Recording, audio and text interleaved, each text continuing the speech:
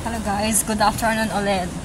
So, kanina galing ako sa HBSC. So, pagkagaling doon, kasi di naman ako nakapag-open kasi nga, di ako kompleto sa address. Kailangan kompleto yung address na hinihingi. So, baka bukas o mamaya, nasaglit ako doon. So, sa ngayon, kagagaling pa lang ng palengke. Ang dami kong dala. Ayan, oh. Bigat nga eh. Ayan. Ang dami, oh. Ayan. Di naman halitang maraming dala. Nakakapag-bedyo-bedyo pa nga eh. Siyempre, alam na des. Dapat pag-ano tayo bedyo-bedyo, diba? Kahit konti. Kahit may takip yung mukha ko. Kasi ang alaga ko, baby. Pero, okay naman yung sitwasyon dito sa HK. Siyempre, may amo tayo. Sinusunod ko lang. Okay lang yun.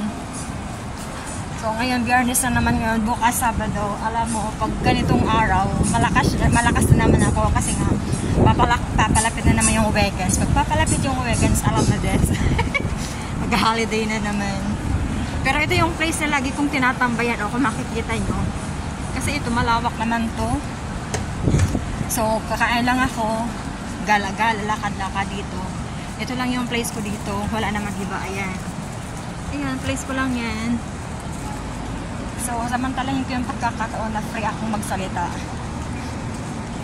Ganito talaga. Pero syempre, caring naman.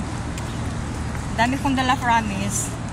Syempre, mga gulay, sari-saring gulay. Mga binibili ko nga mga gulay, puro na nga kami ngayon laga. Laga, steam. Pero mas gusto ko yun kasi nga healthy. Yun nga lang, syempre, kahit paano, syempre, masasawa ko rin. Ewas muna kami ngayon sa fun fry. Sabi ko, himala. Umayaw sila amo sa fun fry.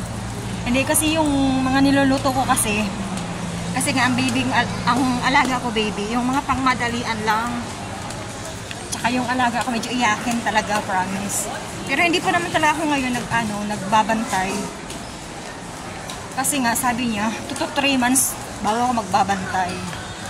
So, okay. The show must go on. At ako'y sumusunod lang. Diba? Dito,